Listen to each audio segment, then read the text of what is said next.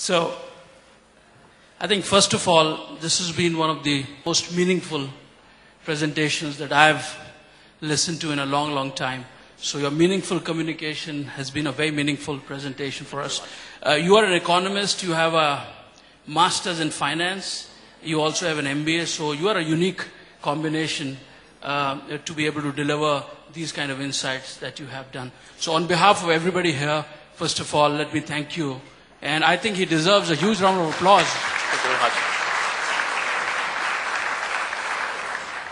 We've got a couple of minutes, and I'm not going to go into details of your presentation because I think you did a fantastic job with that. My question is, if we look at what's happened in the media services business in the last 10 years, a lot of what we were doing today was either done by research agencies, which is getting the data, or the high-end analytics that you talk about, which was done by the consulting firms, the McKinseys, the BCGs, etc.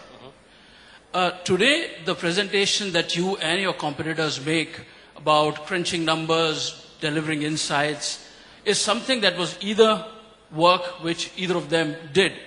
Now, while all that you presented is very interesting and of course useful, is there an economic model for the media services business in all that you talk about? Because this requires lots of investments and lots of monies to be put in conducting research, analyzing. Yes. So how does this, all that you talk about, make economic sense from media agencies' business model point of view? Okay. So in nutshell, do clients pay you for all this? Yeah, clients pay. They pay in different ways. They pay in the way of giving us their budgets, being more loyal to the company, and also having better fees. So I think that in this way we manage, from a pure media agency perspective, to decommoditize the market a little bit. Going to the economic model for media agencies, I think that what we're talking here is about the democratization of brands. And we believe that democratic systems are better, but are more expensive than tyrannies. I'm sure that, for example, the North Korean government is very cheap to handle. The results are awful. I'm sure that the cost of handling a government like the Indian one or like the Spanish one, where I'm coming from, the costs are higher, but also the results are much, much better. And this transition to building brands as a more democratic platform will require more investment. And in this investment, I think that clever agencies, no matter if they are creative, media, consulting, whatever, that help advertisers to do this journey are going to be able to have a successful business model.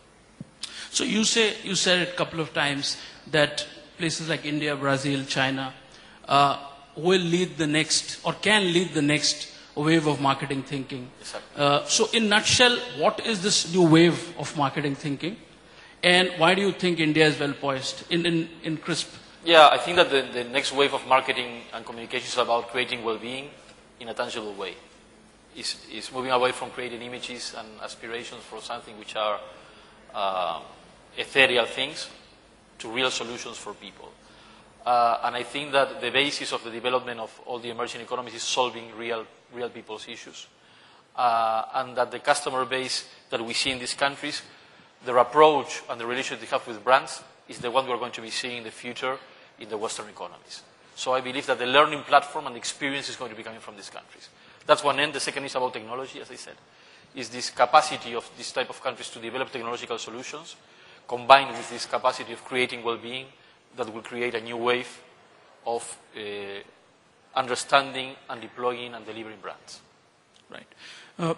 You talked about State Bank of India Yes. scoring very high. Yes. And banks all over the world are hated, Yes. especially in what has happened in the last 2-3 years. Yes. The Tatas is the other example. Are you saying that those kind of brands are more holistic brands because they don't see consumers as only means to gain profits, yes, but are more holistic, and is that the way forward? I think that they are companies which are doing that they are really doing this, while many of traditional banks, traditional Western banks, in the case of banking, or car manufacturers are willing to make this happen. And this transformation is huge because it's coming from the DNA and operational system of the organizations. It's not something that you solve through an advertising campaign. So finally, my last question, Havas Media, how do you see India? And I believe you have 300 people working for you all across the world, crunching numbers, looking at insights, getting data.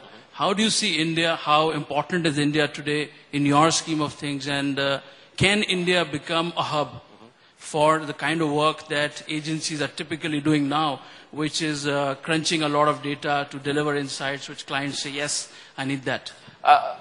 I think, of course, for the reasons I mentioned before, I really believe that India can become a hub. And a hub not only in terms of crunching and doing analytics, number crunching and doing analytics, but also being a hub in order to be able to, in some way, export Indian brands to other countries with their own DNA.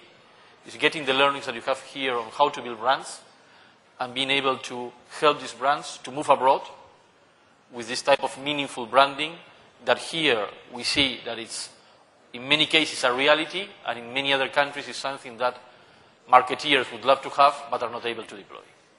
So on that positive note that India can actually, and your company is going to be playing an important role, Indian marketing thought process can actually become a global marketing thought process. On that note, we would end this session, but thank you once again very much for traveling all the way, half the globe, and delivering this very meaningful talk for us. Thank you very much. Thank you, Mr. Mehra, for an excellent exchange of thoughts with us.